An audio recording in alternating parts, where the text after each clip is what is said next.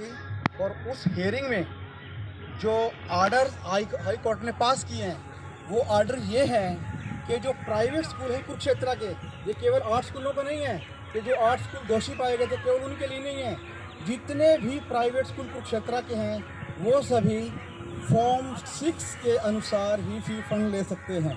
तो ये आर्डर जो है हाई कोर्ट ने पास किए हैं। इससे पहले क्या था कि जब हमारी 23 फरवरी डेट लगी हुई थी तो उस 23 फरवरी डेट को प्राइवेट स्कूलों ने अपने प्रभाव से अपनी याचिका लगा के हाई कोर्ट में उसको प्रीपोन करा लिया 11 फरवरी के लिए, क्योंकि उनका मकसद ये था कि जो इनका जो स्टे ऑर्डर चला हुआ है, हाई कोर्ट ने जो 30 सितंबर को स्टे ऑर्डर दिए थे, उनका मकसद ये था कि किसी तरह से ये स्टे ऑर्डर 11 फरवरी को टूट जाए और उसके बाद उन्होंने जो एडमिशन प्रोसेस शुरू की हुई है उसको उसके तहत वो अभिभावकों से फिर फीसें जो पेंडिंग ड्यूज़ हैं, अभी हमें पता चला पहले डीए वाले जैसे कह रहे थे कि जी हमारे तो यहाँ एक बच्चे की फीस रह गई है, इस क्लास की, उस क्लास की 2 बच्चों की रह गई है। इस तरह से उन्होंने हर तरह से मतलब अभिभावकों को भ्रमित करने की कोशिश की। उन्होंने इस तरह के इलीगल जो चार्जेस हैं उनको निकलवाने के लिए उन्होंने हर तरह की टैक्टिक्स अपनाई। आपके पास भी बहुत सारे फ़ोन आए होंगे, आपने उनको अटेंड किया होगा। उन्होंने मतलब कहते हैं ना एक निम्न स्तर पर आ जाना, उन्होंने इस तरह की हरकतें की कि निम्न स्तर तक आ गए, जिससे मतलब ये लगा कि मतलब जो स्कूल्स हैं जिनको हम विद्या का मंदिर समझते हैं, मतलब वो गरिमा स्कूलों की जो है ना वो मतलब उसकी क्षति हुई है। मैं तो यही कहता हूँ काफ़ी ठेस पहुँची है इस गरिमा को। हमने भी आज तक जो देखा था, हम जो मानते थे वो अभी तक तो यही मानते थे कि जो स्कूल है विद्या का मंदिर है, यहाँ पे इस तरह की करप्शन या इस तरह की बातों के बारे में तो हम कभी सोच नहीं सकते थे। लेकिन जब हमने रूलों को जाना, हमने स्कूल एजुकेशन जो रूल 2003 को पढ़ा, हमने देखा, हमने पाया ये स्कूल तो गलत ले रहे हैं चार्जेस। जो स्कूल है ये जो चार्जेस ले रहे हैं ये तो इलीगल चार्जेस हैं। तो अर्ली ऑन जब अप्रैल माह में ये प्रोटेस्ट शुरू हुआ था, शुरू में हम स्कूल लेवल पे अलग अलग स्कूलों में हम जब प्रिंसिपल वगैरह से मिले, हमने उनसे बातचीत की कि ये जो एनुअल चार्जेज आप डिमांड कर रहे हैं ये इलीगल हैं, तो ये हम नहीं देंगे। और जो ट्यूशन फीस है वो हम सब देने के लिए तैयार हैं। हमने उनको बोला कि ट्यूशन फीस हमारे जितने भी पेरेंट्स हैं वो सब फीस देने में समर्थ हैं। हमारी लड़ाई तो ये नहीं है कि हम फीस नहीं दे सकते, हमारी तो लड़ाई सिर्फ ये है कि ये सब कह सकते जस्टिस और इनजस्टिस की लड़ाई है। मैंने मैडम को खड़ा होकर मैंने वहाँ प्रिंसिपल ऑफिस से मैंने बोला कि मैडम मैं यूनिवर्सिटी में जॉब करता हूँ, हमें टाइमली सैलरी मिलती है, बेशक चाहे कोविड कंडीशन है, ठीक है 2-4 दिन आगे पीछे हो जाते हैं, बेशक कोई दिक्कत नहीं है, हम ड्यूज भरने में सक्षम हैं, हमारी कोई ऐसी दिक्कत नहीं है। लेकिन ये जो एनुअल चार्जेज है ये इनजस्टिस और मैं आपके खिलाफ खड़ा हूँ। मैंने वहाँ कम से कम उस दिन 15 पेरेंट्स थे ऑफिस में और मैंने प्रिंसिपल मैडम गीता डिसूजा को मैंने वहाँ सबके सामने ये बात बोली है कि मैडम ये इनजस्टिस है और मैडम मैं आपके खिलाफ खड़ा हूँ इस मामले में। हालांकि उससे पहले मैं कई बार डिसूजा मैडम से मिला, उसमें कई तरह की स्कूल से लेकर प्रॉब्लम थी। जब उन्होंने जाना, उन्होंने देखा कि हाँ ये जब भी आते हैं तो जैमन ही बात ले जाते हैं, तो उन्होंने मतलब मेरे कहने पर लगभग हर समस्या को रिजोल्व भी किया, मैं हर प्रॉब्लम को रिजोल्व किया। क्या हुआ कि मेरे बेटे पे जब सिक्स में था मेरा बेटा, उसके हर पेपर में 95, 96, 97 या 100/100 थे, लेकिन एक पेपर में उसके 90.5 थे। तो उस 0.5 की वजह से उन्होंने बेटे को A1 अचीवर में नहीं रखा। तो मैंने उससे बात की जो इंचार्ज, तो उन्होंने कहा कि कोऑर्डिनेटर से मिलो, कोऑर्डिनेटर से बात की, मैं प्रिंसिपल से मिलो, प्रिंसिपल मैम के पास गए, वहाँ बैठे भी काफ़ी देर 1 घंटा बातचीत हुई। क्या जी ये बात मेरी नॉलेज में नहीं थी, ऐसा हुआ है, ऐसा तो नहीं होना चाहिए था, मतलब कि ऐसा हुआ है। तो उन्होंने ये कहा, मैडम प्रिंसिपल ने ये कहा जयपाल जी जैसा आपका बेटा हरमन है ऐसे ही मेरे लिए और बच्चे भी हैं, मेरे को इसके लिए थोड़ा टाइम चाहिए, मैं पूरे रिजल्ट को री एग्जामिन कराऊंगी, ठीक है ना। मेरे लिए एक बच्चे नहीं कि सब बच्चे ऐसे हैं, थोड़ा टाइम चाहिए, एट दिस स्पॉट में नहीं कर सकती। तो मैडम ने थोड़ा टाइम लिया, सारे स्कूल टोटल रिजल्ट री एग्जामिन हुआ और बहुत सारे बच्चे फिर A1 अचीवर बने।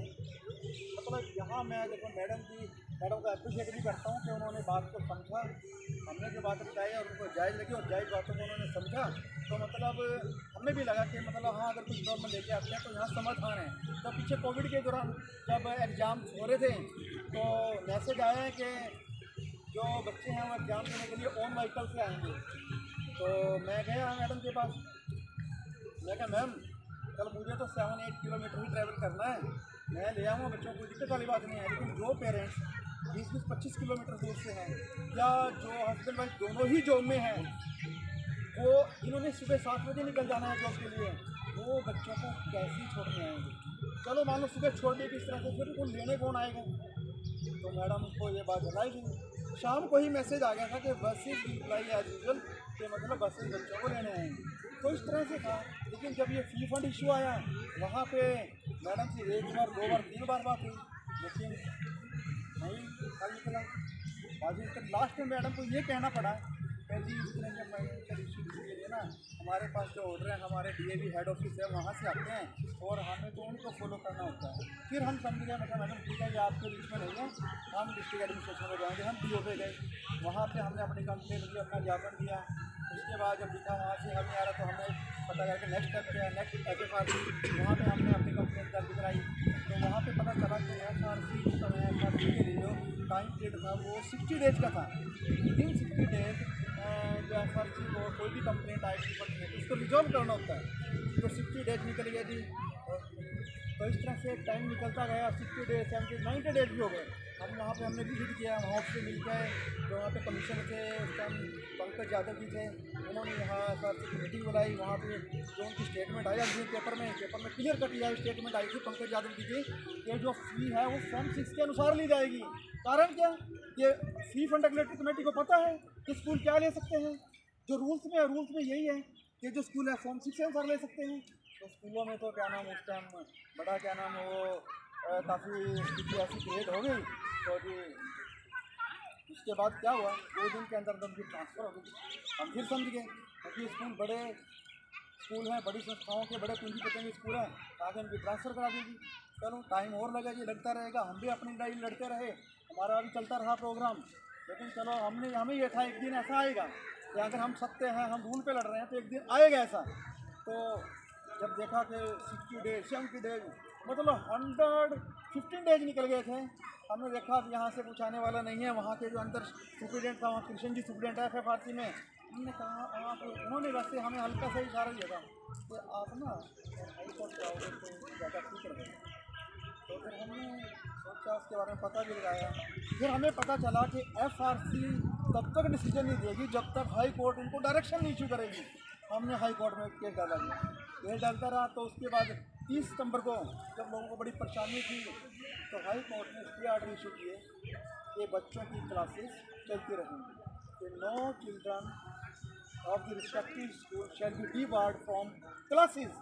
ये क्लासेस से किसी भी बच्चे को वंचित नहीं करेंगे जो रिस्पेक्टिव स्कूल हैं, जो दोषी पाए गए थे।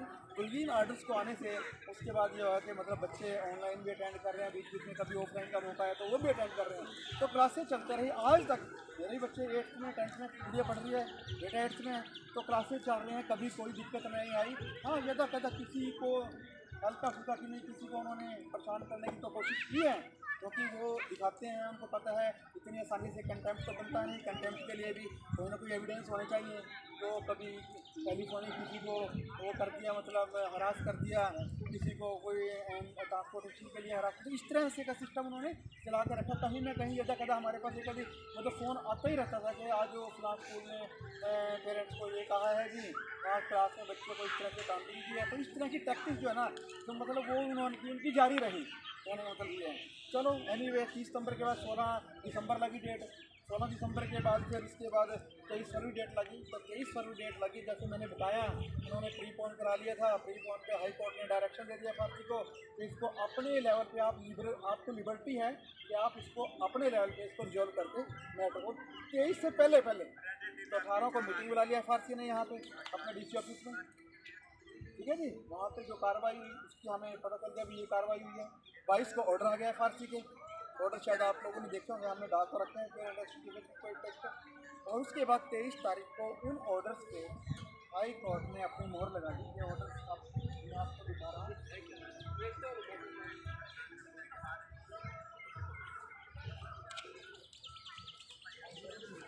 ये FRC के ऑर्डर हैं। That in view of the above environments and Honorable Supreme Court orders, the complaints are disposed of with the direction to the private schools in district Kurukshetra. Private schools in district Kurukshetra, मतलब कुरुक्षेत्र के सभी private schools के लिए direction है। क्या है? To charge fee as per form 6 ordered accordingly. ये order FRC order है, और इससे पहले जो इनकी एक प्रोसीडिंग है, ये प्रोसीडिंग इसका पहला कह रहा है, इसमें काफ़ी कुछ है, ये मैं आपको पढ़ के सुना देता हूँ। अध्यक्षा महोदय ने अभिभावक संघ तथा विद्यालयों से आए प्रतिनिधियों की समस्याओं को सुना तथा निजी विद्यालयों को निर्देश दिए कि निजी विद्यालय फार्म 6 में दी जानकारी के अनुसार ही फीस ले सकते हैं। कोरोना काल स्तर 2020-21 में फीस ना जमा कराने वाले बच्चों के नाम विद्यालय से ना काटें। इस अवधि में फीस के लिए उच्चतम न्यायालय द्वारा सिविल अपील नंबर 1724 ऑफ 2019 दिनांक 3 मई 2021 के अनुसार दिए गए निर्देशों की अनुपालना करना सुनिश्चित करें। एडमिशन फीस भी सरकार द्वारा निर्धारित नियमों के तहत ली जाए। एडमिशन के समय अभिभावकों से लिए जाने वाले हर प्रकार के शुल्क की जानकारी उन्हें पारदर्शी तरीके से दी जाए। सत्र 2022-23 में नेक्स्ट ये आने वाला जो स्तर है, विद्यालयों द्वारा फार्म 6 को सही भरने तथा जो फार्म 6 भरते समय त्रुटियाँ इस वर्ष की गई उन्हें इस वर्ष ना दोहराएं। स्पष्ट किया जाता है कि निजी विद्यालयों द्वारा सत्र 2021-22 जिसकी कंप्लेंट थी 21-22 के संदर्भ में जांच के दौरान उन्हीं द्वारा उपलब्ध कराए गए फार्म 6 के अनुसार ही फीस ली जाएगी। कि ये सेशन जो चल रहा है एंडिंग पे है, इस सेशन में जो फार्म 6 इन्होंने जमा कराया था शिक्षा विभाग में, उसके अनुसार ही फीस ली जाए। यही हमारी डिमांड थी, यही सबसे पहले ऑर्डर किया विंडो पे ऑर्डर हुए थे कि जो प्राइवेट स्कूल हैं वो फॉर्म 6 के अनुसार फीस लेंगे, उसमें कहीं भी एनुअल चार्जेस नहीं है। तो इसका मतलब ये है कि प्राइवेट स्कूल जो है वो एनुअल चार्जेस लेने के लिए अधिकृत नहीं है, ऑथराइज नहीं है। ये तो है यहाँ तक की बात, ऑर्डर की बात। और उसके बाद इन पर मोहर लगाई। फिर हाई कोर्ट ने जो गवर्नमेंट की तरफ से थे, जो काउंसिल थे, उन्होंने लिखा है learned state council submits that the grievance of petitioner stand redressed as the pending complaint has already been decided by Fee and Fund Regulatory Committee FFRC। जो गवर्नमेंट की तरफ से थे उन्होंने कहा है कि ये FFRC ने ऑलरेडी डिसाइड कर दी है, तो ये रिड्रेस्ड है। जो हमारे काउंसिल थे, learning counsel for petitioner admits that the statement to be correct. ठीक है, ये जो स्टेटमेंट है ये सही है। मतलब FRC ने जो डिसीजन दिया ये फॉर्म 6 के अनुसार ले सकते हैं 21-22 में, ठीक है ना जी। तो वो तरह से लेना ये जो पेरेंट्स ऑलरेडी जमा करवा चुके हैं एनुअल चार्जेस, उसको रिफंड कैसे लिया जाए? हाँ जी, देखो उसके सर, और हमारे जैसों की तो सर जैसे अभी भी दिए नहीं एडमिशन, आज भी फोन आया था कि जमा करवाओ। सबसे पहले जैसे सबकी क्वेरी है कि जो ऑलरेडी जमा करा चुके हैं एनुअल चार्जेस उनको कैसे वापस किया जाए। देखो जी, इसके लिए ये है कि हम स्कूल जाएंगे, स्कूल में हमें एश्योरेंस दिया था कि आप एनुअल चार्जेस जमा कराओ, अगर कोर्ट या सरकार के ऑर्डर आएंगे तो हम उनको रिफंड कर देंगे या एडजस्ट करेंगे। अब ये सबसे पहली मोरल ड्यूटी जो है वो स्कूलों की है, जिन्होंने हमें एश्योरेंस दिया था। पहली ड्यूटी तो उनकी है कि वो अपनी इस मॉरलिटी को दिखाते हुए, नैतिक कर्तव्य को निभाते हुए, अपनी जिम्मेवारी को निभाते हुए, क्योंकि अभिभावकों से स्कूल चल रहे हैं, ठीक है ना जी। अगर अभिभावकों से दगा करेंगे तो कहाँ जाएंगे। तो पहली मॉरल ड्यूटी तो उनकी ये है कि उन्हें स्वयं ही अभिभावकों को बोलना चाहिए कि ठीक है, आज जो ऑर्डर्स हैं वो आपके पक्ष में हैं, हमने जो आपसे प्रॉमिस दिया था कि अगर कोर्ट के ऑर्डर्स आपके पक्ष में आएंगे तो हम रिफंड करेंगे, तो हम उनको रिफंड करते हैं, या दूसरा वो एडजस्ट कर सकते हैं पेंडिंग फीस या नेक्स्ट फीस। पहला तो ये है। दूसरा ये है, अगर आप जाते हैं तो बात यहाँ तक होती है। अगर ये नहीं होती फिर आप ये कह सकते हैं कि जी ऑर्डर हमारे पक्ष, अब आप कह सकते हैं कि ऑर्डर हमारे पक्ष में है जी, अब हमारे वापस किए जाए। अगर स्कूल ये तो है वर्बल बात, लेकिन आपको लिख के लेके जाना पड़ेगा, क्योंकि वर्बल तो आई गई हो जाती है ना। हम एक एप्लीकेशन डिज़ाइन कर देंगे, ठीक है नहीं। आप भी कर सकते हैं, दिक्कत वाली बात नहीं है कि हमने ये एनुअल चार्ज जमा कराए थे, आज ऑर्डर एक्सचेंज के अगवाओं के पक्ष में आए हैं और वो वापस किए जाएंगे। अभी आपने रिटर्न भी कर दिया, रिटर्न में क्या है ना, वर्बल तो पता क्या है, वो तो वर्बल ना वो ये समझते हैं कि अकेला आएगा, इसको अपने तरीके से ट्रीट कर, तो वो कहते हैं ऑफिस में जमा करा दो। ऑफिस में जमा कराओ, उसी का पे डीओ को करो, उसी का पे ये कर दो बस। तो सिंगल पेरेंट्स के होना चाहिए। हाँ जी, जैसे मैं अगर बेटा हम जो पेरेंट्स आपको मेल करवा दो, मेल करो। उसमें एक कॉम्प्लिकेशन रहेगा, उसमें कॉम्प्लिकेशन ये रहेगा कि देखो अगर ये ऑर्डर इशू ना कराते तो क्या पता आगे कहाँ पे ये ऑर्डर बोल भी सकते थे, क्या पता क्या ऑर्डर बन जाते अगर हम इनको इनके अगेंस्ट अपील लगाते या हम यूँ कहते भी इसमें कुछ और भी ऐड करो ऑर्डर में, ये ऑर्डर घुमाए जा सकते हैं। हम नहीं चाहते थे कि पहले एक बार ये ऑर्डर आ जाए कि फॉर्म 6 के अनुसार मिल सकता है, ये इम्प्लाइड ऑर्डर हैं फिर कि हम वापस लेने के हकदार हो गए हैं, ये फॉर्म 6 के अनुसार जो बनता है लो। मैंने जब उन्होंने फीस मांगी तो मैंने ये बताया कि ऐसे ऐसे मतलब अभी तक कोई ऑर्डर नहीं है कि हम आपको एनुअल पे दें।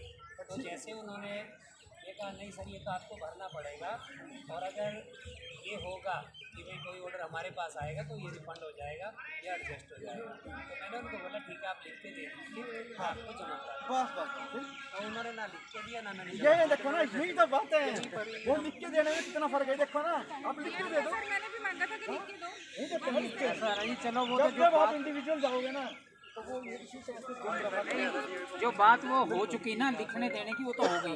एक परफॉर्मा जैसे चलो यूनियन बैठी है, एक परफॉर्मा एक ही बनाओ आप जिसको सबको दे दिया जाए, स्कूल का नाम चेंज हो जाए, जो जिसका वही परफॉर्मा सब वो वहाँ पर जमा कराएं, अपना बच्चे का नाम लिखें, बाकी जो परफॉर्मा वही रहे, वो अपने बच्चे का नाम लिख के स्कूल का नाम चेंज करके वहाँ जमा कराएं। क्या जवाब देते हैं? नहीं वो बाई हैंड लेते, रजिस्टर्ड पोस्ट ले लेंगे। नहीं रजिस्टर्ड पोस्ट ले लेंगे, ऐसा कोई नहीं, 25-30 रुपये रजिस्टर्ड पोस्ट विद एडी भेज दें, परफॉर्मा आप बना दो, सब वो देख लें, एक ही परफॉर्मे से हर स्कूल में दिया जाए ताकि परफॉर्मा चेंज ना हो। क्योंकि कहीं कभी कोई लिख दे कि मुझे आधे पैसे एडजस्ट कर लें, आधे वो दे लें, तो वहाँ फिर बात हो जाएगी। दिक्कत नहीं आएगी। 10-15 दिन में स्कूल का सर एक फोन अगर नहीं होता, अगर इसमें नहीं भी होता, फर्स्ट तक तो ये है देखो हाँ जी फर्स्ट अप्रैल में शुरू होता है सर, एक फॉर्म 6 भी प्रोवाइड किया जाए हर स्कूल। सर ऐसा है फीस कितनी ले सकते हैं सर? वो फीस वो ले सकते हैं जो फॉर्म 6 में मेंशन नहीं सर, हमें कैसे पता लगेगा? फॉर्म 6 पहले हम फॉर्म 6 के बारे में बताएं कि है क्या। हाँ जी आपके क्वेश्चन बहुत हो गए क्योंकि हर एक पेरेंट ये कहता है कि फॉर्म 6 दे दो, जी सर। ठीक है। हर जितने भी ग्रुप्स हैं या जितना कोई भी पेरेंट का फोन आता है ना, वो यही मैसेज करता है क्या आपको लगता है कि फॉर्म 6 देख के मैं अकेला को फाइट कर सकता हूँ? तो बट सर मेन तो प्रॉब्लम यही है ना, अगर फॉर्म 6 के अंदर एनुअल चार्ज का कॉलम है तो हमारी लड़ाई तो वहीं की वहीं है। नहीं उसमें अंदर का नहीं है ना, क्लैरिटी पहले पेरेंट्स के अंदर जो क्लैरिटी 8 स्कूल दोषी पाए गए हैं वो तो क्लियर है ना, जो उनके उसमें नहीं है। कोर्ट के ऑर्डर आएंगे जो 8 स्कूल दोषी पाए गए हैं उसमें देखो डीएवी है, अग्रसेन है, बीआर इंटरनेशनल है, सहारा है, सैनी पब्लिक है, से टेकचंद है, हाँ ये किया अपना अग्रसेन पब्लिक, महाराज अग्रसेन है, डीपीएस और एक डीपीएस, ये सर जब 8 मैं स्कूल तो वहाँ हैं। एप्लीकेशन लेके जाऊँगा उनके पास, जी जी आपके द्वारा जो हाँ हाँ वो कहेंगे ला ऑर्डर दो, ये मैं ऑर्डर दिखा दूँगा कि भाई एफआरसी चाहिए, फिर वो कहेंगे फॉर्म 6 के अनुसार लीजिए, उससे कहेंगे फॉर्म 6 में हमने मेंशन किया सर फॉर्म 6 तो आपके पास है, आप मुझे दिखाओ, हर स्कूल के पास फॉर्म 6 है और वो उन्होंने वो नहीं दिखाते ना, हमारे पास होगा ये आपका फॉर्म 6 है। यही आ जाता है। देखो पता क्या है ऐसा जी, जो फॉर्म 6 है ना हमारे पास इन 8 स्कूलों के हैं, वो हम ऐसा करेंगे हर ग्रुप में डाल देंगे, ग्रुप में डाल दियो, ग्रुप में। प्लस यही रहेगा ग्रुप में डाल देंगे। एनुअल चार्ज को अवैध करार दिया गया। तो सीधी यही है कि एनुअल चार्ज आप ले ही नहीं सकते। हाँ हाँ बिल्कुल, तो उसी लाइन को अगर हम हाईलाइट करके अगर उनके ऑर्डर्स को सामने रखें तो शायद मानना पड़ेगा। बिल्कुल देखो इसमें चाहे फॉर्म 6 में वो मेंशन करते हैं या नहीं करते, हमारी लड़ाई तो अवैध वसूली पे थी। अवैध वसूली पे, और ये अवैध वसूली क्यों है? क्योंकि ये रूल में नहीं है। जो हम शिक्षा विभाग को लिख के दे रहे हैं कि हमने ये फीस लेनी है बच्चों से, अगर हम उससे एक्स्ट्रा ले रहे हैं, अलग ले रहे हैं, कुछ और ले रहे हैं, तो वो इलीगल रिकवरी है पेरेंट्स। इसीलिए इसको अवैध वसूली, इसी को कोर्ट ने भी बोल दिया, FRC ने भी बोल दिया कि ये अवैध वसूली है। गवर्नमेंट ने भी कहा है कि अब अवैध वसूली नहीं होगी। इसमें ऐसा करो था एक एप्लीकेशन जैसे एक परफॉर्मा तैयार होगा, इसमें स्कूल का नाम चेंज हो जाएगा, आप अपना नाम कर लेना, तो वो आप वहाँ दो उस स्कूल के जितने भी मान लो को DAV का या जिसका भी है, वो 10 आदमी इकट्ठे पे जाएँ, ये लो जी ये हमारी 10 एप्लीकेशन है, ये आप रिसीव करो हमारे पैसे। वो इफ एंड बट करते हैं, तो अगर वो नहीं लेते वो 10 एप्लीकेशन की एक रजिस्टर्ड AD बना के उनको भेज देंगे हम। बिल्कुल, और कॉपी DO को कर दो। एक कॉपी DO को हो जाएगी, नहीं तो वही जो अगर 10 पेरेंट्स जाके DO को मिल लेंगे तो क्या करते हैं वहीं से डायरेक्शन आएगी। उसके बाद अगर नहीं होता फिर अलग कार्रवाई। रिकवरी का तो यही है, रिकवरी में या तो कंटेम्प्ट की है या कंज्यूमर में आ जाओ आप, बस। ये सब चीजें बाद में, सबसे पहले भी इकट्ठे होके चलोगे तभी काम बनेगा। इकट्ठे होके चलोगे तभी काम बनेगा। जो हम उसको लीगल में नहीं जाएंगे भाई फार्म 6 में क्या है, या तो फिर उसको लीगल में पूरा पढ़ना पड़ेगा।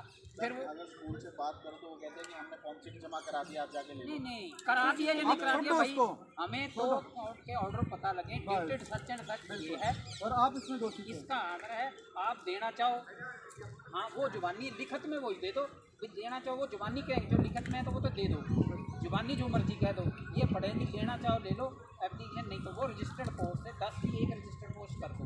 उसके बाद फिर अगली कार्रवाई है, तो लिए उन्होंने, मान लो एक बदमाश है अपनी कोई बदमाशी करता है वो कर गया, उसके बाद आप भी तो इकट्ठे हो गए तभी कार्रवाई होगी ना। फिर हम लीगल मैटर देखेंगे, जैसे ये गए हैं एसोसिएशन की तरफ से कंटेम्प्ट भी बढ़ गई है, कंटेम्प्ट में आज की डेट में भी मांग रहे हैं। कितनी नीचता पे है वो। मैं कल गया था, मैं कल गया था सहारा स्कूल में। मैं अकेला खड़ा था सर टैगोर ग्लोबल में। मुझको पता है मेरे बच्चे के साथ ये वैन न्यूज़ वाले सर वहाँ आए थे और इनसे पूछे, मैं अकेला खड़ा था उस वक्त। जो बात मैंने उनके सामने रखी वो नहीं मानी, लड़ झगड़ कर सब कुछ होने के बाद, गाली गलौज होने के बाद उन्होंने वो बात मानी। देखो ये तो मानी ना, हमेशा ही होता है। मतलब ऐसा है वो इतने निम्न स्तर पे आ गए हैं कि हमसे लड़के लोग इतने निम्न स्तर पे आ गए हैं। मैं बताता हूँ, मैं कल गया था सहारा स्कूल में, मैंने ट्यूशन फी पे करने के लिए भी चलो